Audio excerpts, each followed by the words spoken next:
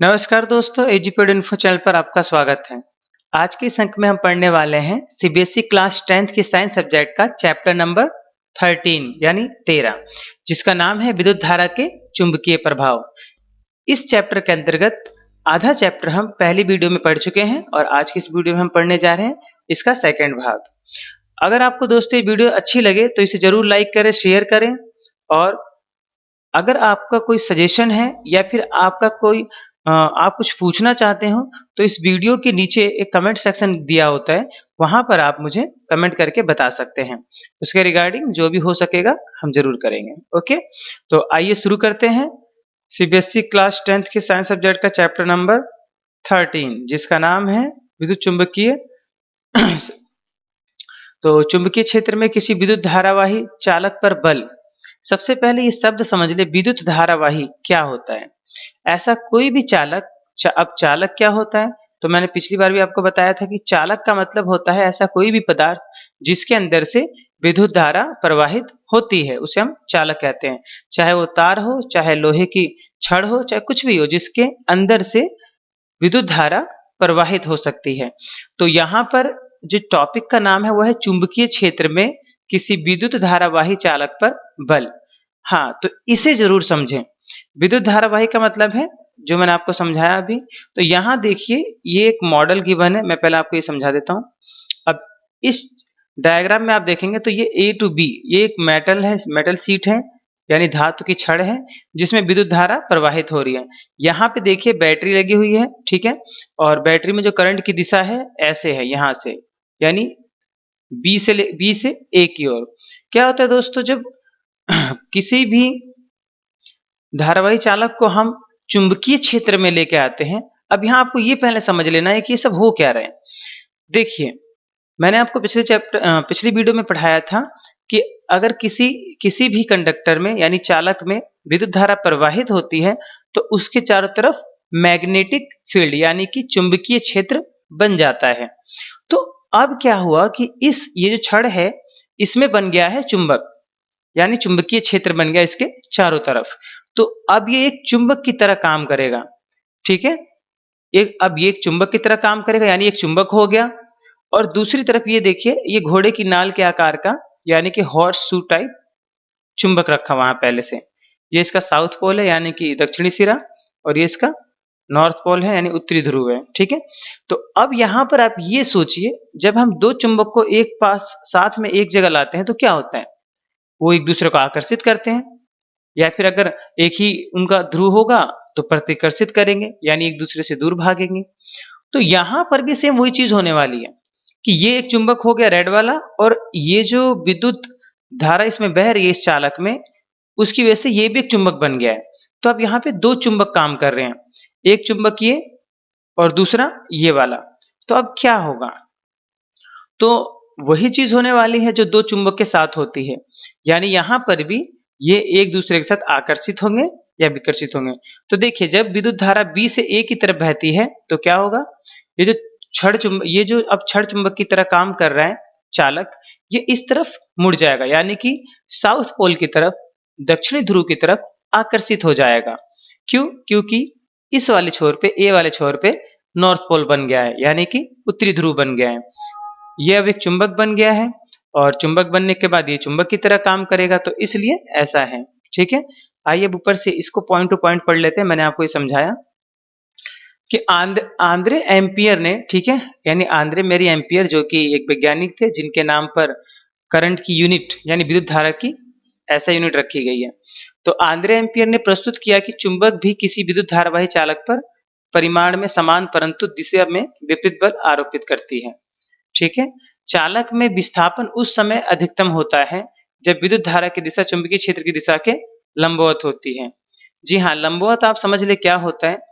लंबवत का मतलब है, जैसे ये देखिए, अगर मैं कह दूं ये जो छड़ है ये लंबी वाली, ये इसे अगर मैं कहूँ चालक, ठीक है, चालक में विद्युत धारा ठीक है प्रवाहित हो रही है, और ये जो दूसरी छड़ छोटी सी, ये इस पर लंब है। लंब मतलब ये 90 डिग्री बना रहा है, यहाँ से देखिए उस तरफ चाहे इस तरफ, तो ये लंबवत छड़ कहलाता है, ये लंबवत कहलाता है, ठीक है, नहीं लंब कहलाता है। तो जब ये वही लिखा है कि विद्युत धारा ठीक है ना, यानी कि चुंबकीय क्षेत्र अधिकतम कब होगा, यानी सबसे ज्यादा कब होगा किसी भी चालक में, तो तब होगा जब चुंबकीय क्षेत्र की दिशा लंबवत हो विद्युत धारा की, यानी विद्युत धारा ये हो गई और चुंबकीय क्षेत्र उसके ऐसे 90 डिग्री में बने।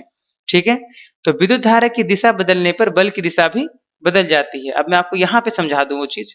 अभी देखिए करंट यानी कि विद्युत धारा कहाँ से बह रही है, बी से ए की तरफ, तो चालक किधर मुड़ रहा है, इस तरफ। ठीक है ना, इस तरफ, नॉर्थ की तरफ, अंदर की तरफ। और अगर मैं करंट की दिशा यहाँ से बदल दूं, यानी अभी करंट यहाँ से जा रहा है ऐसे, और यहाँ से ऐसे आके ऐसे घूम के ऐसे आ रहा है। अब अगर मान लीजिए बदल देते हैं, यानी इधर से जाएगा करंट, ऐसे घूमकर ऐसे जाकर और वापस इधर से आएगा, तो इस कंडीशन में क्या होगा, ये जो अंदर की तरफ जा रहा है, अब यही चालक बाहर की तरफ जाएगा, यानी यही चालक अब इस तरफ जाएगा, तो करंट की दिशा ए टू बी होगी। तो इस प्रकार से बल की दिशा भी बदल जाएगी जब इसमें विद्युत धारा की दिशा बदलेगी। अब अगर हम किसी विद्युत धारावाही चालक को किसी चुंबकीय क्षेत्र में लाते हैं, तो उस पे बल लगेगा, ये तो हमने देख लिया, लेकिन उसकी दिशा को हम कैसे जानेंगे, कैसे समझेंगे, तो यहाँ पर जो है आपको समझना जरूरी है, जिसका नाम है फ्लेमिंग का वाम हस्त नियम। ठीक है ना, फ्लेमिंग लेफ्ट हैंड रूल। तो अब इसके अनुसार क्या है, ये आप चित्र से बेहतर समझ सकते हैं। ये देखिए यहाँ पे जो डायग्राम है, इससे समझिए। सबसे पहले अपने जो लेफ्ट हैंड है, यानी जो आपका उल्टा हाथ है, उसको उठाइए ठीक इस प्रकार से। तो जो अंगूठा होगा, ठीक है, वो बल की दिशा को बताएगा, और जो चुंबकीय क्षेत्र है, वो उंगली, सीधी उंगली आपकी पहली उंगली बताएगी, और जो बीच वाली उंगली है वो बताएगी क्या, विद्युत धारा। तो इस प्रकार से आप जो है आराम से समझ सकते हैं कि बल किधर लगेगा, विद्युत धारा किधर बहेगी, और ठीक है ना, गति किधर होगी। गति मतलब यहाँ पे अगर आप देखें तो तीन चीजें हो रही हैं, और तीन चीजें कौन सी हो रही हैं, तो ये मैं आपको दिखा देता हूँ। ये देखिए, पहला तो करंट बह रहा है इसमें, यानी विद्युत धारा प्रवाहित हो रही है, एक। फिर इसके चारों तरफ चुंबक बन रहा होगा, दो। अब ये अंदर की तरफ आकर्षित हो रहा है, या बाहर की तरफ विकर्षित हो रहा है, प्रतिकर्षित हो रहा है, ये तीन। तो इन तीनों चीजों को हम फ्लेमिंग्स लेफ्ट हैंड रूल से ही पता लगाते हैं। ठीक है, तो इसको आप जो है खुद करके देख सकते हैं, यानी किसी एक चीज की दिशा आपको पता होगी, क्योंकि आपको विद्युत धारा की दिशा पता होती है किधर से किधर जा रही है, तो आप अपना ये जो अंगूठा है उस विद्युत धारा की तरफ कर दें, ये बीच वाली उंगली उस तरफ कर दें, और फिर ऐसे ही पकड़ के रखें अपना, ठीक है, ऐसे फैला के रखें। आपको अपने आप चुंबकीय क्षेत्र की दिशा और गति करने की दिशा, यानी कि बल लगने की दिशा का पता चल जाएगा। अब मानव शरीर के हृदय मस्तिष्क में महत्वपूर्ण चुंबकीय क्षेत्र होता है, यह आपको जान लेना बहुत जरूरी है। देखिए दोस्तों, हमारे शरीर में भी, ठीक है, चुंबकीय क्षेत्र उत्पन्न होता है। क्यों? क्योंकि हमारे शरीर में भी इलेक्ट्रिकल इंपल्स हैं। अगर आपने 7th चैप्टर पढ़ा हो, मेरा मेरा जो मैंने पढ़ाया है वीडियो में, ठीक है, तो आपको पता चलेगा कि हमारे शरीर में भी विद्युत धारा प्रवाहित होती है।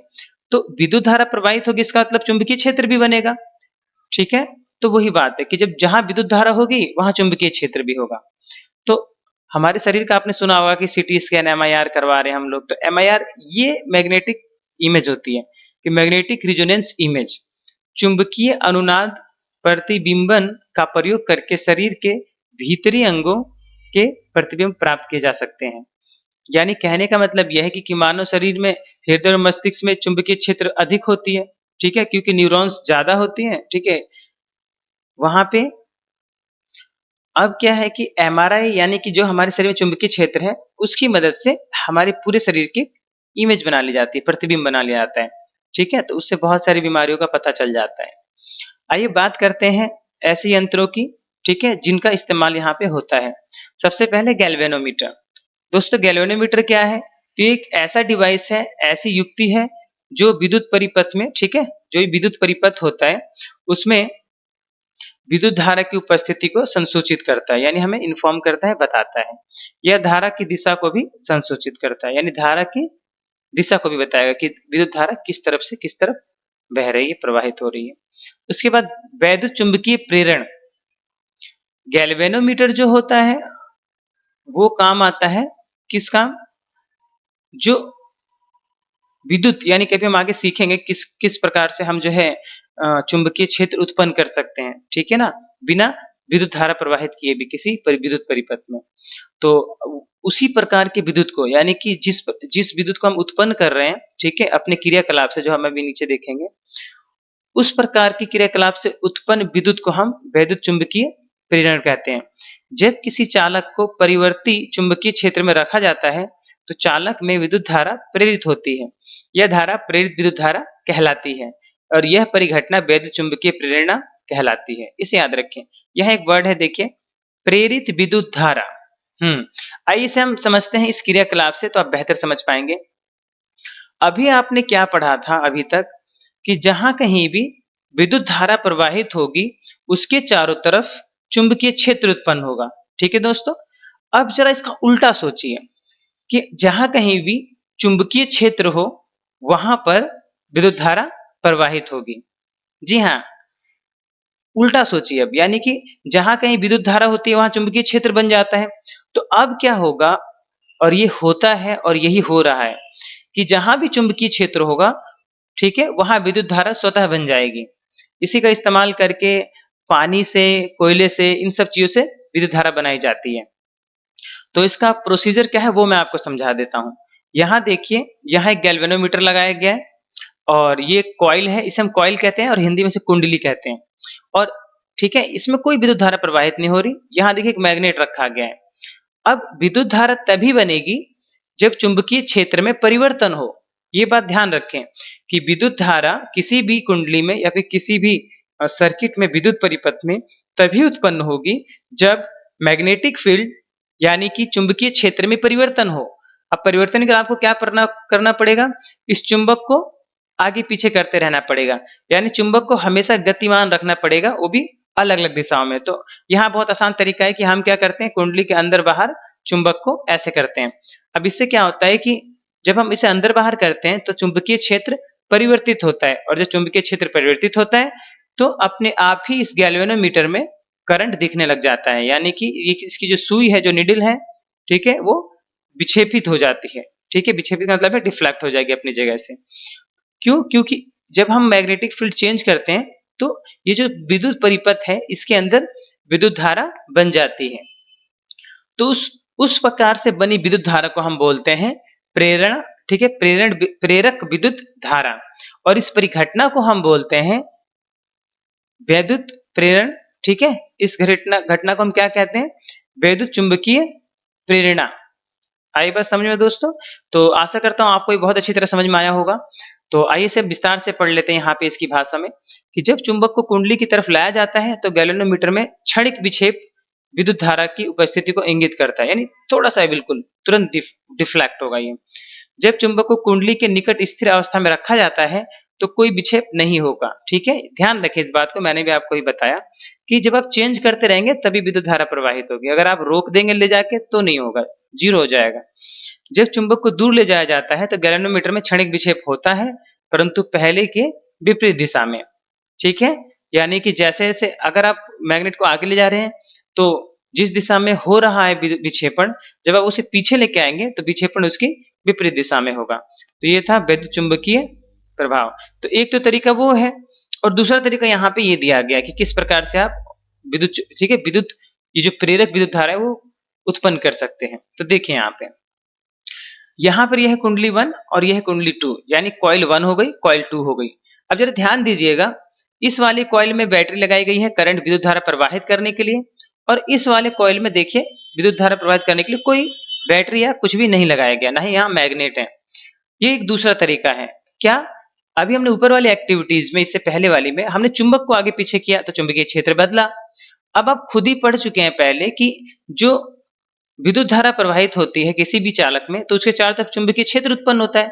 तो ठीक उसी चुंबक का इस्तेमाल करके अब हम इस कुंडली में विद्युत धारा प्रवाहित करने वाले हैं। ठीक है, तो अब क्या होता है, जब हम इस, यानी कि प्रथम कुंडली में, ये प्राथमिक कुंडली कहलाएगी, ये द्वितीय कुंडली कहलाएगी। तो प्राथमिक कुंडली में यानी पहली वाली कुंडली में जब हम विद्युत धारा प्रवाहित करते हैं तो क्या होता है, ये दूसरी कुंडली में भी उत्पन्न हो जाता है विद्युत धारा। कैसे? कि जब हम इसमें विद्युत धारा प्रवाहित करवाएंगे तो इसके चारों तरफ चुंबकीय क्षेत्र बनेगा।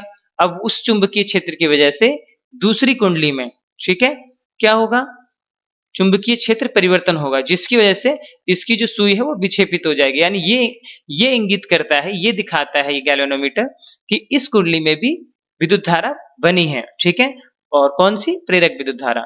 तो देखिए एक तो वो तरीका है, ये तरीका है। वहां पे हमने परमानेंट मैग्नेट लेके, ठीक है, आगे पीछे किया, चुंबकीय क्षेत्र बदला तो विद्युत धारा प्रवाहित हुई। और यहाँ पर हम इसमें विद्युत धारा प्रवाहित करके जो इसके चारों तरफ चुंबकीय क्षेत्र उत्पन्न हो रहा है उसका इस्तेमाल करके हम इसमें विद्युत धारा प्रवाहित कर रहे हैं। तो आइए समझ लेते हैं इन दोनों के बारे में कि स्विच ऑन किया जाता है, यानी कि अगर इसमें हम स्विच ऑन करेंगे, ठीक है, तो गैल्वेनोमीटर में क्षणिक विक्षेपण होगा, किसमें, द्वितीय कुंडली में। और अस्थायी विद्युत धारा, यानी कि अगर विद्युत धारा इसमें बह रही है, ठीक है ना, और लगातार बह रही है, तब कोई विक्षेपण नहीं होगा। फिर समझ लें एक बार, जैसे स्विच ऑन किया जाएगा इसका, वैसे इसमें विक्षेपण होगा, उसके बाद नहीं होगा। क्यों? क्योंकि अभी मैंने आपको बताया चुंबकीय क्षेत्र में जब परिवर्तन होगा तभी यहाँ पे विद्युत धारा प्रवाहित होगी, अन्यथा नहीं होगी। तो पहली बार तो 0 था तो चुंबकीय क्षेत्र बदला ही, लेकिन उसके बाद एक समान रहा, तब नहीं होगा, ठीक है। फिर स्विच ऑफ किया जाता है तो गैल्वेनोमीटर में क्षणिक विक्षेपण तुरंत पहले की विपरीत दिशा में होता है। यानी अगर हम ऑफ करेंगे तो फिर चुंबकीय क्षेत्र की जो पहले हुआ था, ठीक है ना, उसकी विपरीत दिशा में ये जो कुंडली में विद्युत धारा प्रवाहित होगी उसकी विपरीत दिशा में प्रवाहित होगी। तो ये तो था विद्युत चुंबकीय प्रेरण, ठीक है। और हमने इसमें पढ़ा विद्युत यानी कि प्रेरक विद्युत धारा, ठीक है, को किस प्रकार से बनी। आइए बात कर लेते हैं कि इसकी दिशा का कैसे पता लगाएंगे, ठीक है। यानी अभी आपने पढ़ा था फ्लेमिंग वाम हस्त नियम, अब आप यहाँ पे पढ़ेंगे, ठीक है, फ्लेमिंग का दक्षिण अंगुष्ठ नियम, यानी कि अब आप यहाँ पे पढ़ेंगे दाहिने हाथ, ठीक है, फ्लेमिंग दक्षिण यानी कि दक्षिण हस्त नियम, फ्लेमिंग के दाएं हाथ का नियम। अब यहाँ पे आप यहाँ डायग्राम में देखिए कि चुंबकीय क्षेत्र आपकी पहली उंगली दिखाएगी और चालक की गति अंगूठा, और ये जो बीच वाली उंगली होगी आपकी, ठीक है ना, ये बताएगी प्रेरित विद्युत धारा के बारे में, उसकी दिशा को बताएगी, ठीक है दोस्तों। तो याद रखें, इससे पहले जो आपने पढ़ा है उसमें वाम हस्त नियम था, और उसका प्रयोग हम क्यों करते थे? उसका प्रयोग हम करते थे किसी धारावाही चालक को जब हम विद्युत चुंबकीय क्षेत्र में ले जाएं या चुंबकीय क्षेत्र में ले जाएं तो उस पे जो बल लगेगा उसकी दिशा प्राप्त करने के लिए। लेकिन यहाँ दक्षिण हस्त नियम है और इसका इस्तेमाल हम करते हैं प्रेरक विद्युत धारा का पता लगाने के लिए, ठीक है। तो ये ध्यान रखें, चालक की गति बताएगी ये और चुंबकीय क्षेत्र बताएगा पहली उंगली और ये, ठीक है, ये तीनों एक दूसरे पर लंब होते हैं, ठीक है, ये ध्यान रखें, मतलब किसी दो पर जो है तीसरी उंगली लंब होगी हमेशा। आइए अब यह नियम क्या क्या बताता है ये पढ़ लेते हैं, इस नियम पे कौन कौन सी चीजें काम करती है।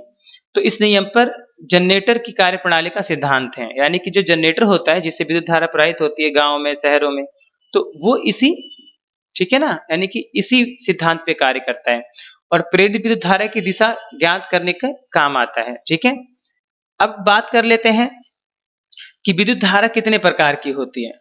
तो दोस्तों विद्युत धारा दो प्रकार की होती है, ठीक है।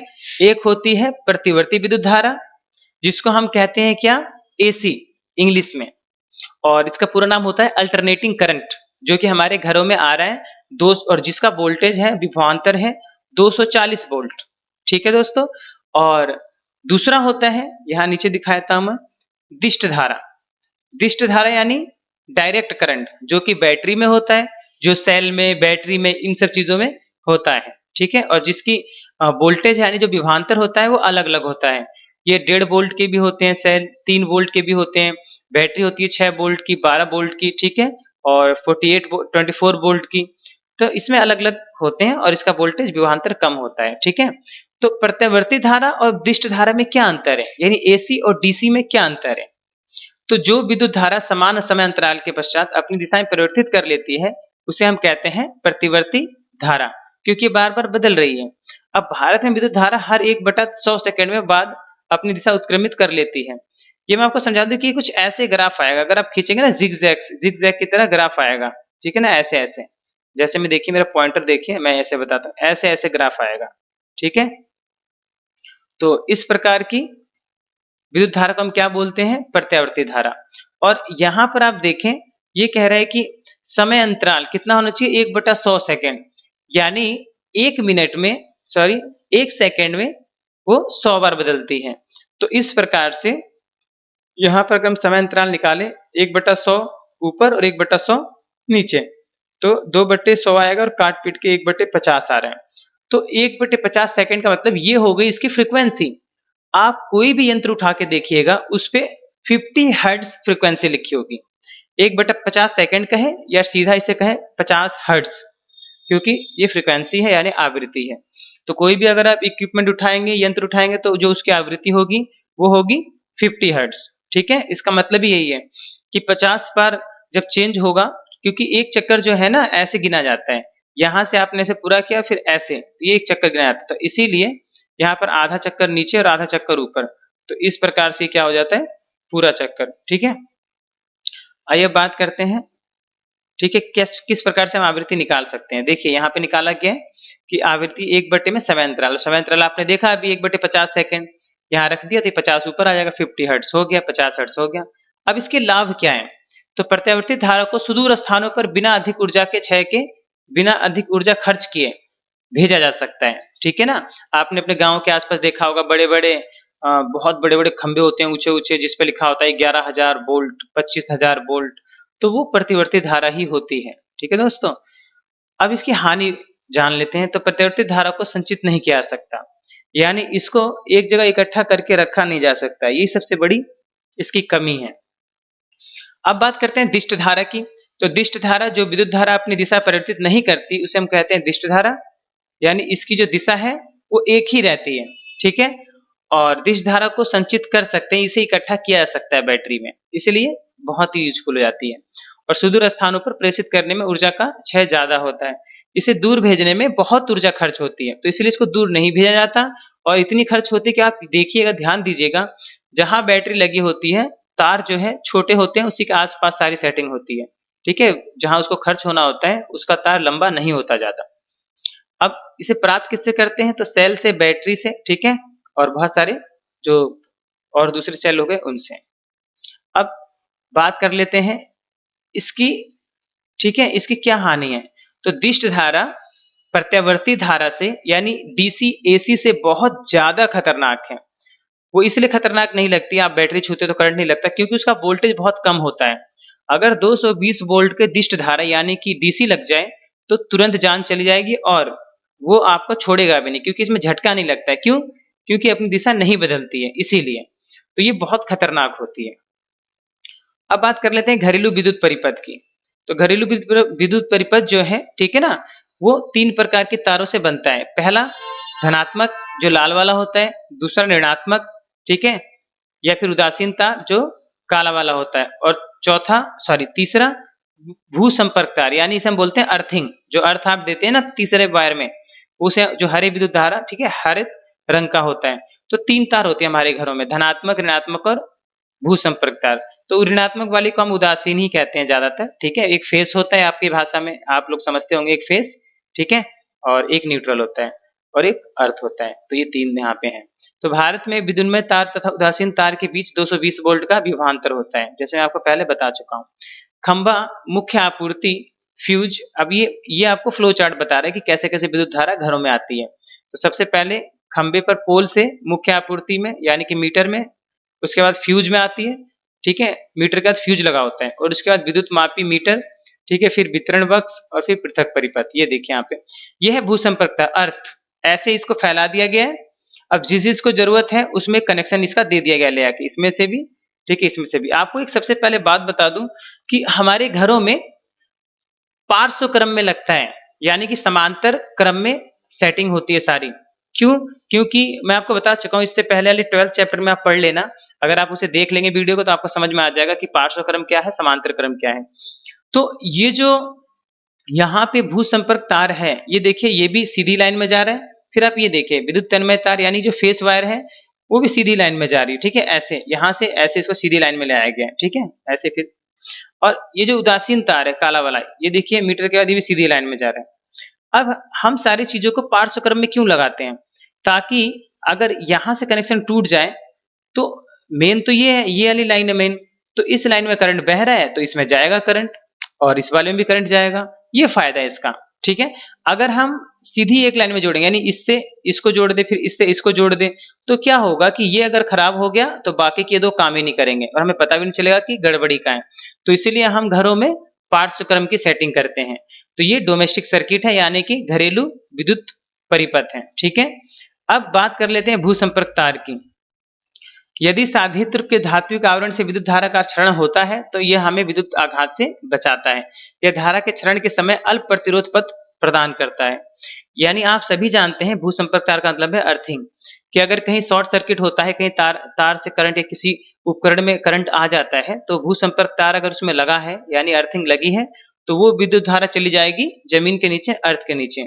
यहाँ ये जान लेना बहुत जरूरी है कि हमें अर्थ के रूप में किसका इस्तेमाल करना चाहिए। तो दोस्तों इसमें 10 से 12 फीट चौड़ी, ठीक है, लंबी, ठीक है ना, कॉपर की एक थोड़ी मोटी यानी लगभग यूं कह सकते हैं 1 सेंटीमीटर डाया की, वो अकॉर्डिंग टू रिक्वायरमेंट होता है कि आपकी रिक्वायरमेंट कितनी है, उसके हिसाब से उसकी मोटाई होती है। तो लंबाई में कम से कम 10 से 12 फीट या 15 फीट, ठीक है, जमीन के नीचे कॉपर की रॉड लगी होती है और उसमें कनेक्शन होता है, ताकि जितना भी विद्युत बह रहा हो वो सारा चला जाए कहाँ, जमीन के नीचे, और हमें करंट ना लगे, ठीक है, विद्युत धारा, ठीक है ना लगे। तो एक तो उसमें हेल्प करता है ये, और ठीक है ना, और वो बहुत यूजफुल है कि अगर प्रेस में मान लिया करंट आ गया, आप प्रेस कर रहे हैं कपड़े और करंट आ गया, तो आपको लगेगा नहीं, वो कहाँ चला जाएगा, वो जमीन में चला जाएगा। आइए बात कर लेते हैं शॉर्ट सर्किट की, लघु पतन की। तो जब अकस्मात विद्युत तन्मय तार व उदासीन तार दोनों तार सीधे संपर्क में आते हैं तो शॉर्ट सर्किट होता है, ठीक है, और परिपथ में प्रतिरोध कम हो जाता है और अति भारण हो जाता है, यानी कि हैवी लोड हो जाता है और आग लग जाती है। जब विद्युत तार की क्षमता से ज्यादा विद्युत धारा खींची जाती है तो यह अभिभारण पैदा करता है, यानी लोड। अब कारण क्या है, तो आपूर्ति बोल्टता में दुर्घटनावश होने वाली वृद्धि, और एक ही सॉकेट में बहुत से विद्युत संयंत्रों को संयोजित करना। या आप जो 3 प्लग, 4 प्लग, 5 प्लग लगा के उसमें 5-6 प्लग लगा देते हैं एक ही सर्किट में, एक ही बोर्ड में, वो बिल्कुल सही बात नहीं है।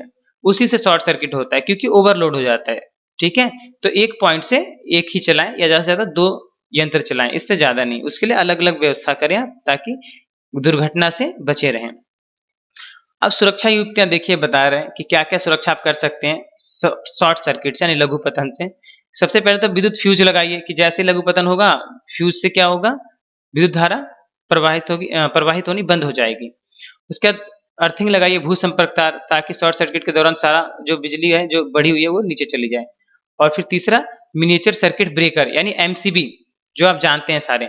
तो एमसीबी घरों में आजकल लगता है, यही ज्यादा यूज होता है क्योंकि ये दोनों नहीं हो पाते, ये बहुत यूज होता है सर्किट, यानी कि मिनिएचर सर्किट ब्रेकर, ठीक है, छोटा सा, और ये बहुत ही यूजफुल होता है।